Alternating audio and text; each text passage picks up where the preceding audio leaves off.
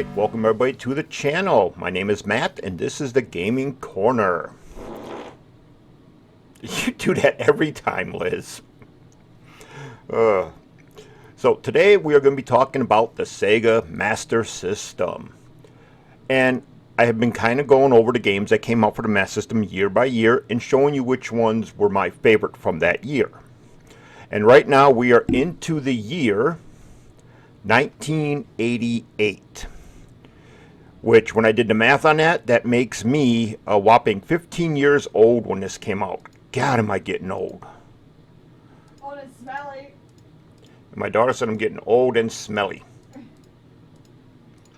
Yeah, 1988. I was 15 years old, had my own job, was buying the games myself, and in 1988, according to the list I'm following here on mobygames.com, which I will link them down in the description, you can take a look at this stuff, there were 35 games that were released on the Master System in that year.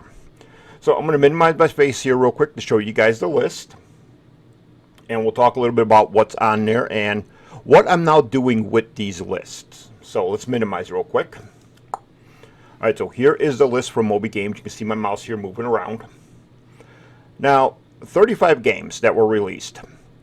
I pretty much almost have all these. There are a few that I'm missing, like Bubble Bobble.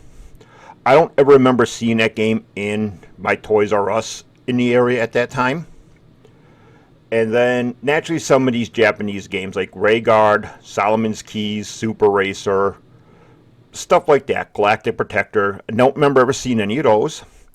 And then the only other ones I do not have that were released here in the US besides for Bubble Bobble is all the 3D games. Outrun 3D, Space Harrier, Maze Hunter, Bald Eagle. I don't have any of those because I've never had the 3D glasses.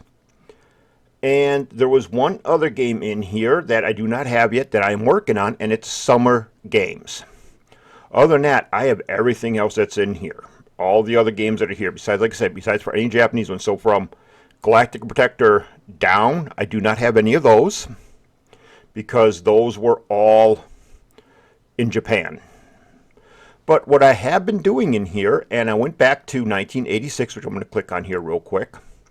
I went back in and I took a look at this list of games here. I have pretty much all these games except for two. I don't have Great Ice Hockey, and I don't have Marksman Shooting, Trap Shooting, and Safari Hunt. I don't have that multi-cart. That is changing. I'm going through these lists like this, and I'm taking a look at each year to figure out what games I'm missing, and I'm buying those games. So 1986, I need 2 games to complete that full list, if I do not include any of the Japanese games. 1987, I'd only be missing the 3D games in here. I have all the rest except for these couple Japanese games towards the bottom again. So that's what I've been using the list for. And yes, I am going to be going after some of these Japanese games as long as they're not role-playing games or anything like that, because I need to be able to read what the game is. But that's what I've been doing. So jumping back to 1988 here, which definitely was a good year in Sega's lineup again.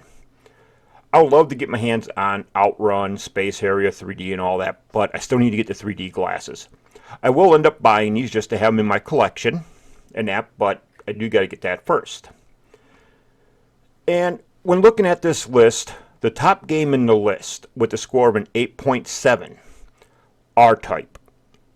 Now that is one that I should have on my list. I will pop up a little bit of a gameplay here from it.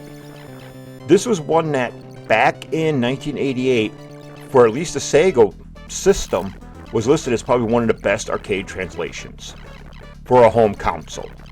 And I gotta admit, the game is really good, but it wasn't the game I played the most. I played it, but not as often as it seemed. There was a different game on here that I played a lot more. But we are now going to go over this list, and there are going to be a few games that maybe some of you out there are going to be like, how come that one's not on your list? How come this one wasn't on there? Like, everybody calls this Ys the Vanishing Homes. I don't know why it starts with a Y and an S. That to me sounds like, should say Wise the Vanishing Homes. I just got that game just recently. Really haven't had a chance to play it much. So I didn't even put it as an honorable mention or nothing. It's just I just got the game. How can I rate it properly for games I've played the most?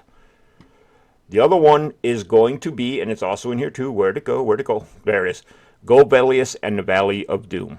I just got that one recently too. Kind of hard to throw that one into a higher rating because I haven't really spent a whole lot of time on the game yet. So when I'm looking at these games in this list, these are games that I've played the most.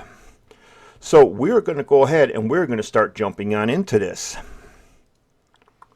All right, so the first game that I played the most.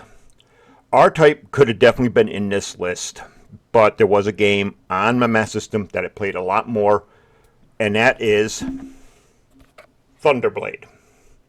This is the one I played the most. As you can see from the gameplay footage here, you're a helicopter, you get to shoot some stuff up. I did not get very far in this gameplay. By the way, all gameplay footage is going to be played from the Sega Fusion emulator. I didn't put these through my console at the time being, so it does go through there. But Thunderblade, this is a great game. Not only do you go through the top-down shooter like you're going to be seeing in the footage here, you also get a little bit of a afterburner style, like we see the back of the helicopter a bit more. I didn't even make it that far in this one.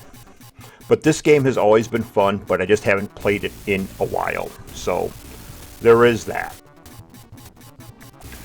The next game that stays pretty high on my list, and one I have beat on my Sega Master System, Spellcaster.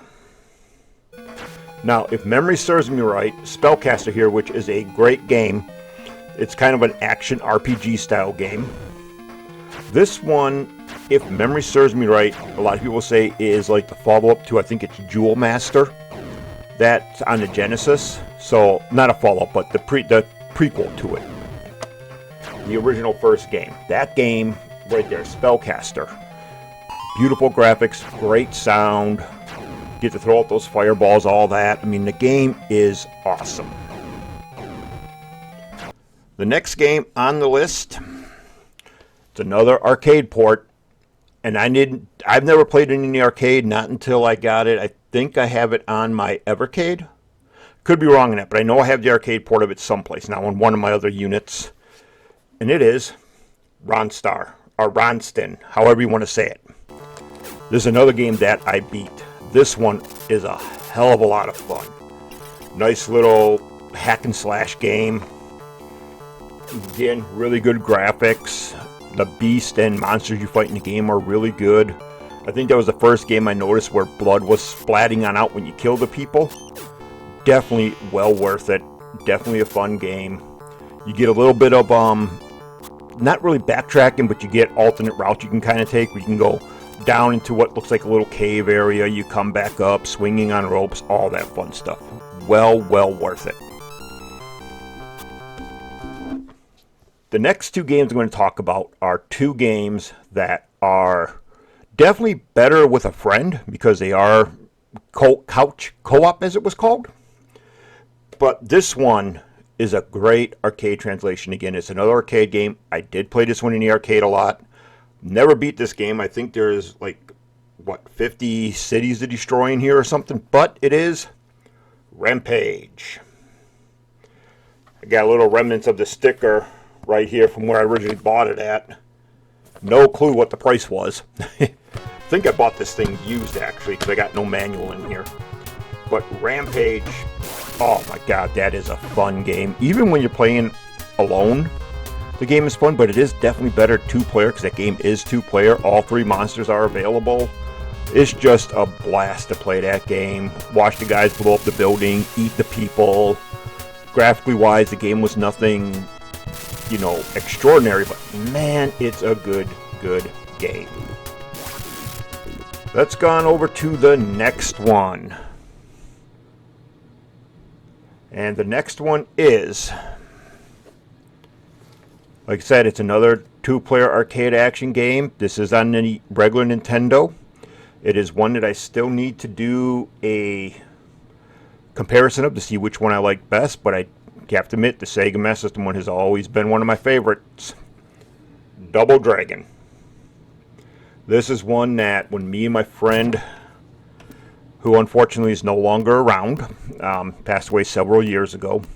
But when me and him were younger and we used to get together, oh my God, man, we used to play that game like there was no tomorrow. I don't even know how many times we beat that game. I do remember the first time we beat that game and realized we had to fight each other to get the girl at the end. Just mind-blowing what they did in that time. Beat 'em up game, it's actually really good on the Master System. I honestly think the Master System, and from what I played from the Nintendo version of Double Dragon, I like these ones better than the arcade version. The arcade version has a lot of cheap hits, so does the Master System one, but it's not as bad with the cheap hits.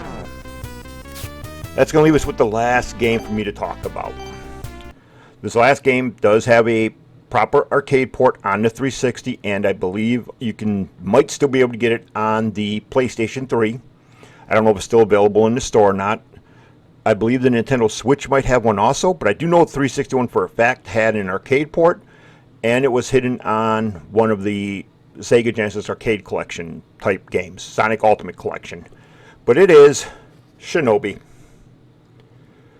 This is one of the games that made me a massive Sega fan. I played it like crazy in arcade along with Afterburner.